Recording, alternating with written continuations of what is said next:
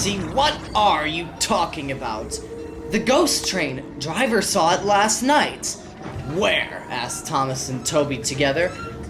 He didn't say, but it must have been on our line. He says ghost trains run as a warning to others. Ooh, he went on, it makes my wheels wobble to think of it. Puh, said Thomas. You're just a silly little engine, Percy. I'm not scared. Thomas didn't believe in your ghosts, said Percy next morning. His driver laughed. Neither do I, he said. It was only a pretend ghost on television. Percy was disappointed. But he was too busy all day with his stone cars to think about ghosts.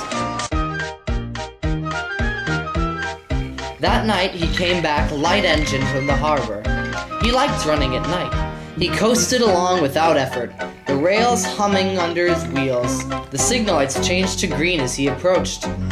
He always knew where he was, even in the dark. Crow's Farm Crossing, he chuntered happily.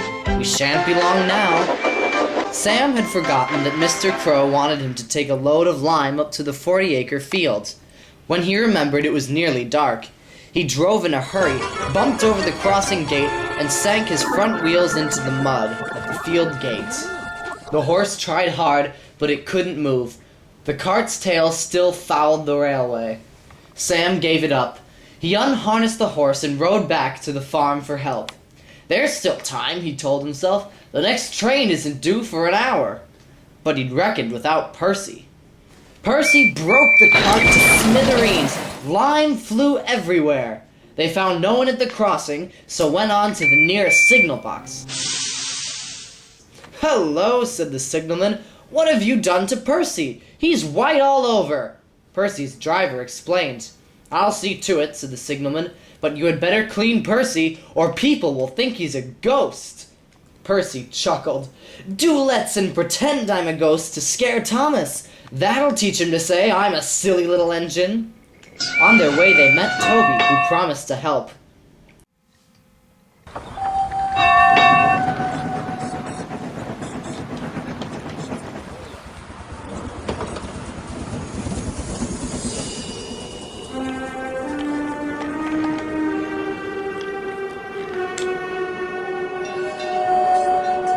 Thomas was being oiled up for his evening train when Toby hurried in saying, Percy's had an accident! Poor engine, said Thomas. Botheration, that means I'll be late. They've cleared the line for you, Toby went on. But there's something worse. Out with it, Toby, Thomas interrupted. I can't wait all evening. I've just seen something, said Toby in a shaky voice. It looked like Percy's ghost. It said it was coming here to warn us. Puh, said Thomas. Who cares? Don't be frightened, Toby. I'll take care of you. Percy approached the shed and quietly glided through it. He shrieked.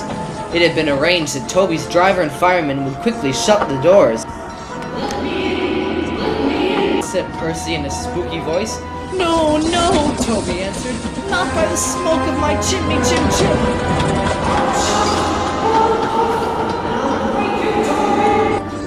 Oh, dear, exclaimed Thomas. It's getting late. I had no idea. I must find Annie and Clarabelle.